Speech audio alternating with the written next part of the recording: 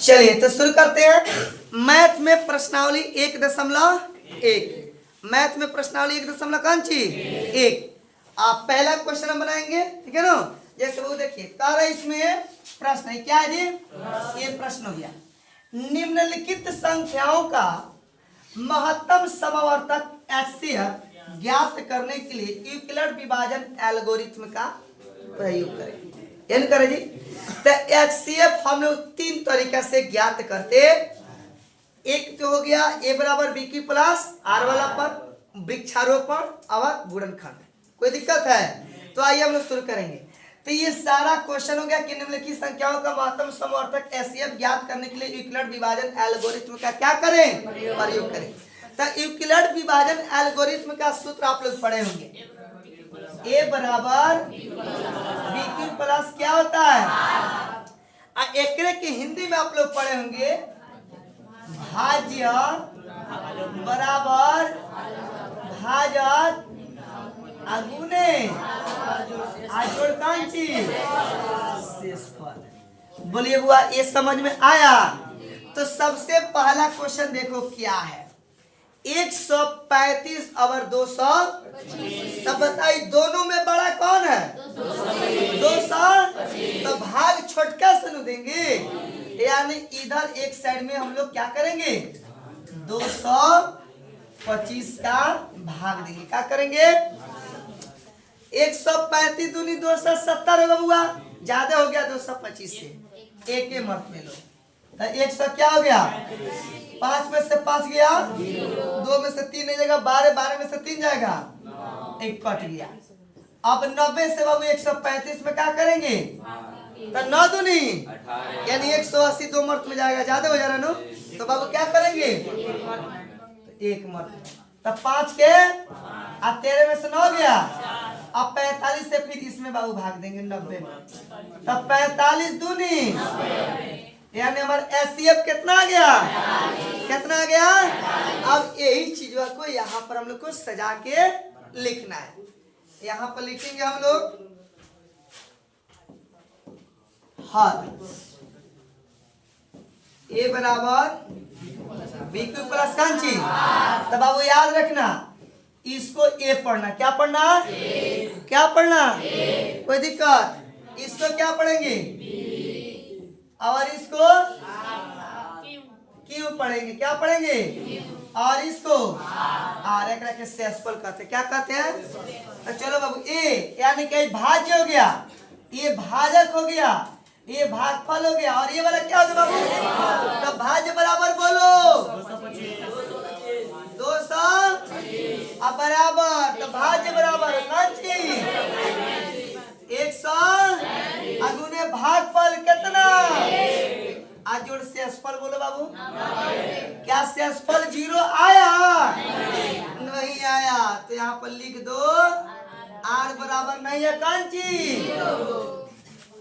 फिर अब आया दूसरा में, अब भाज्य n बोलेगा, समझ में आ रहा है? सब बाबू क्या लिखेंगे? 100 बराबर भाजक किसका बोलो? अब भागफल बोलो, शेषफल बोलो। क्या इसमें R बराबर 0 आया? अरे 0 आया? नहीं आया। अब तीसरा में आ जाओ, इसमें बोलो इसमें भाज्य कितना है? तो लिखेंगे 90 बराबर भाजक कितना है? अब भागफल शेषफल यानी R बराबर इसलिए HCF बराबर कितना आ गया? 45 आंसर। जहां भी बाबू ऐसा लिखना ऐसे इंडिकेट कर देना, कोई दिक्कत? चलिए उतारिए फटाक से। ये वाला एक साइड में बाएं साइड में बनाइएगा, ये वाला इसके दाएं साइड में बनाइएगा। कॉपी के 2 भाग में, बात समझ में नहीं आया? ये संभाल लो, ये हो गया नो। तो इधर भाग देना और इधर इसको बनाना। बनवा लो चलो बैच में। हाँ वैसा ही उतारो जल्दी, बन करो। क्वेश्चन नंबर 2 देखिए क्या कह रहा है, दर्शाइए कि कोई भी धनात्मक विषम पूर्णांक 6 प्लस 1, 6 प्लस या 6 प्लस 3 या 6 प्लस 5 के रूप का होता है जहाँ क्यों कोई पूर्णांक है, जहाँ क्यों कोई क्या है जी, ये न कह रहा है। तो यहाँ पर लिखेंगे हल।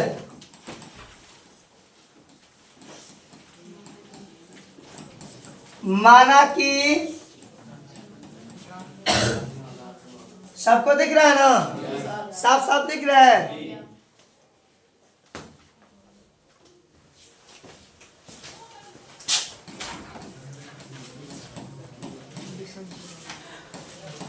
विषम पूर्णांक बराबर क्या मानेंगे, एक। क्या मानेंगे, उसके बाद भाजक कितना कितना दिया, 6 6, तो क्या मानेंगे, इसलिए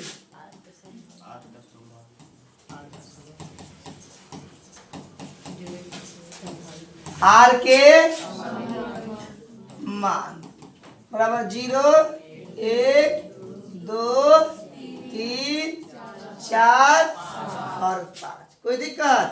अब यहाँ पर लिखेंगे इसलिए यूक्लिड विभाजन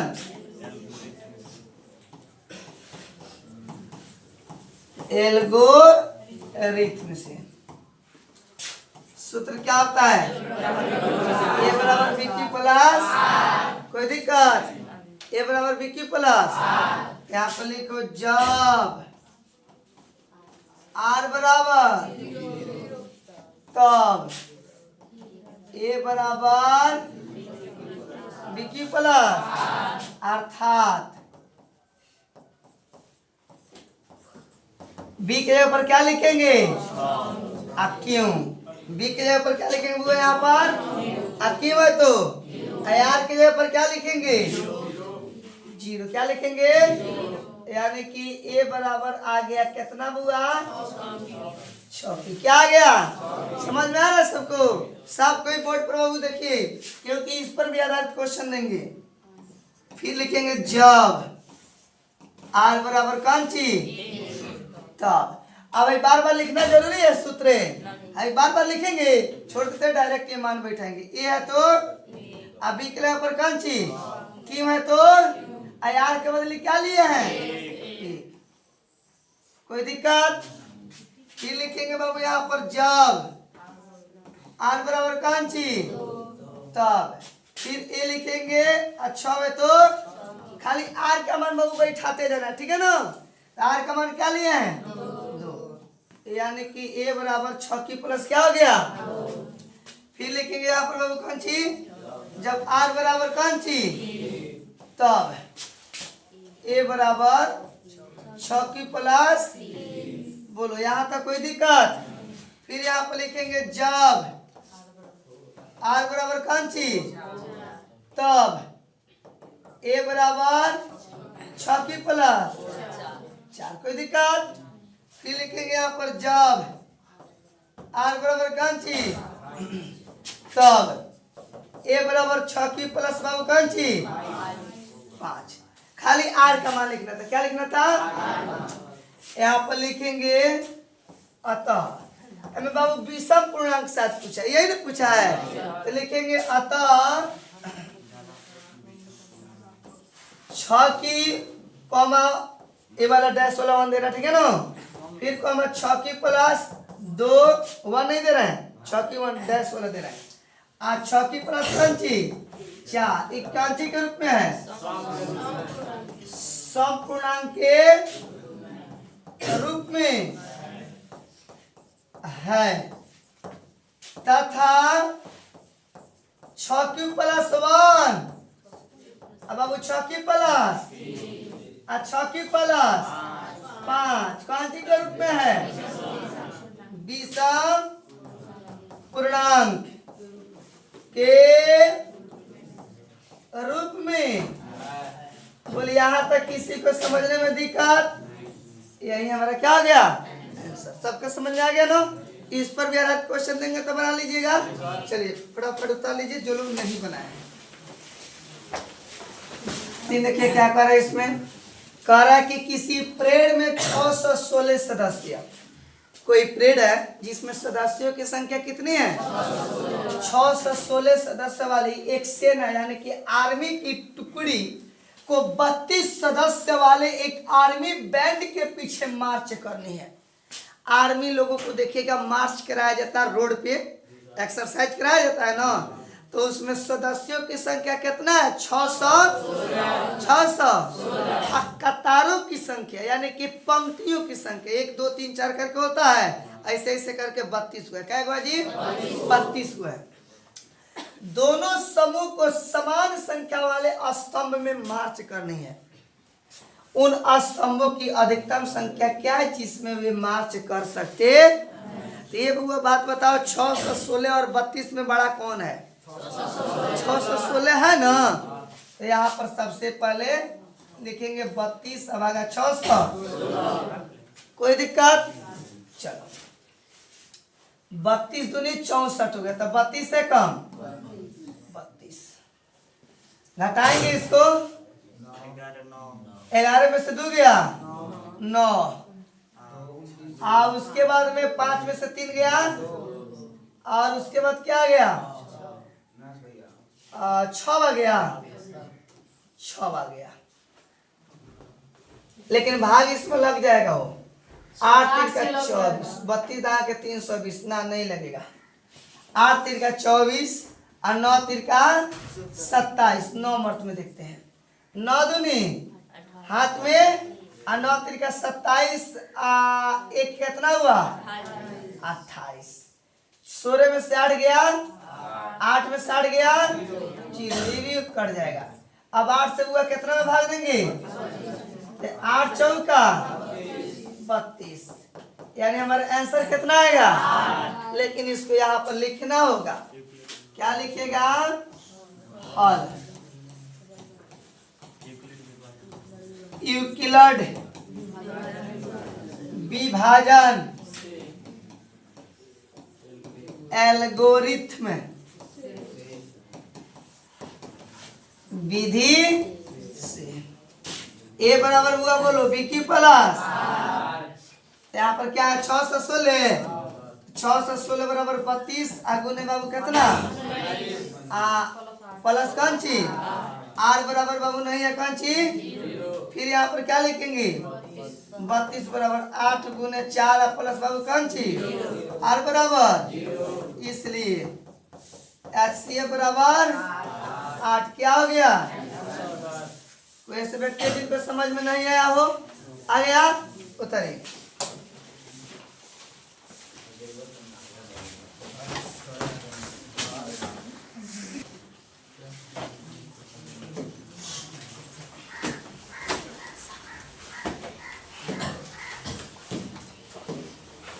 क्वेश्चन नंबर 4 क्या कर रहा है, क्वेश्चन नंबर 4 कह रहा है इसमें यूक्लिड विभाजन प्रमेय का प्रयोग करके दर्शाइए कि धनात्मक पूर्णांक का वर्ग किसी पूर्णांक m के लिए 3m या 3m प्लस 1 के रूप का होता है, ये नहीं बोल रहा है जी। चलिए, तो धनात्मक विषम पूर्णांक तो नहीं बोला है, मैं खाली बोला धनात्मक पूर्णांक, यही नहीं बोला है जी। हाँ, तो मैं क्या लिखेंगे, यहाँ पर सबसे पहले लिखेंगे कंची, उसके बाद लिखेंगे कंची दिया, कोई दिक्कत, माना कि धनात्मक पूर्णांक बराबर कितना, भाजक बराबर क्या मानेंगे, यानी कि भाजक b बराबर क्या मानेंगे बोलो, भाजक को 20 में सूचित करेंगे। तो देखो वो 3 दिया, क्या दिया है, तो b बराबर क्या मानेंगे, इसलिए r के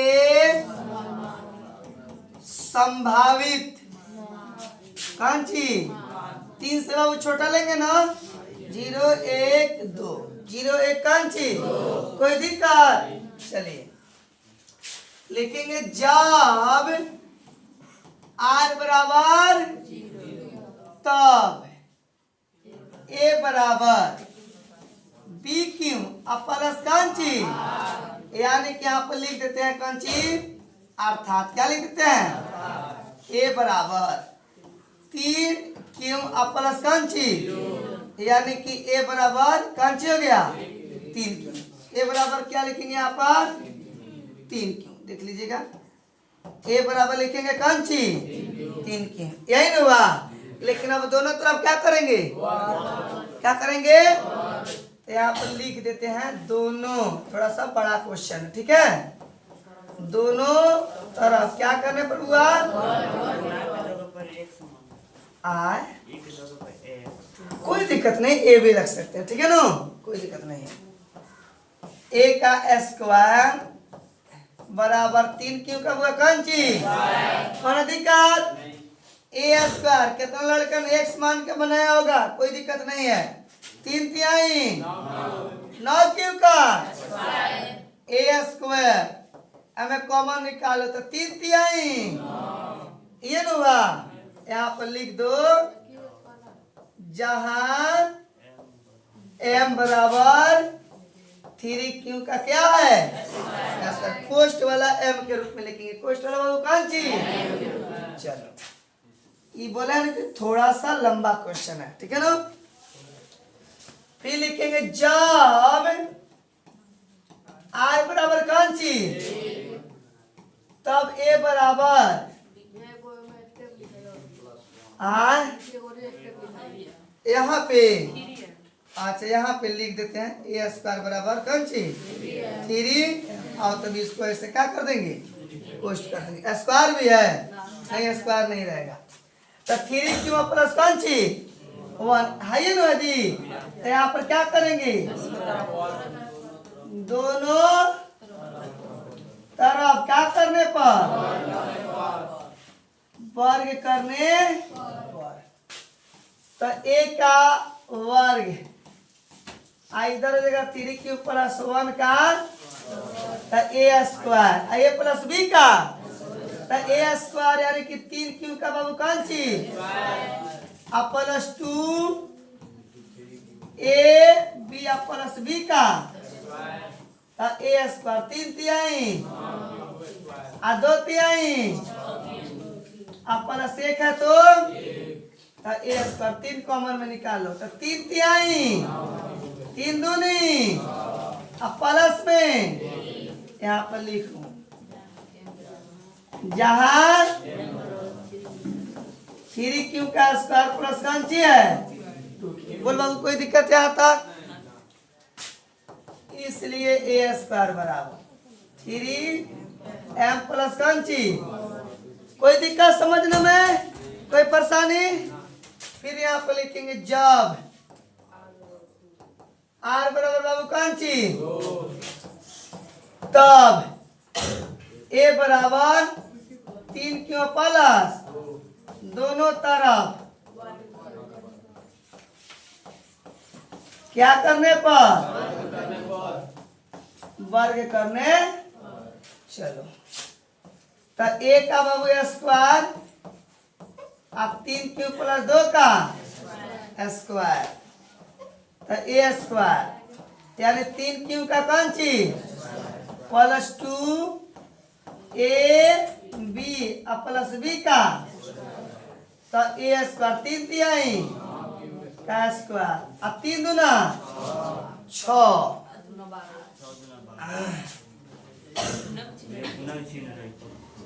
अच्छा ये गुना का चिन्ह है नो, चलो गुना का देता ठीक है नो, 3 दूना 6 दूना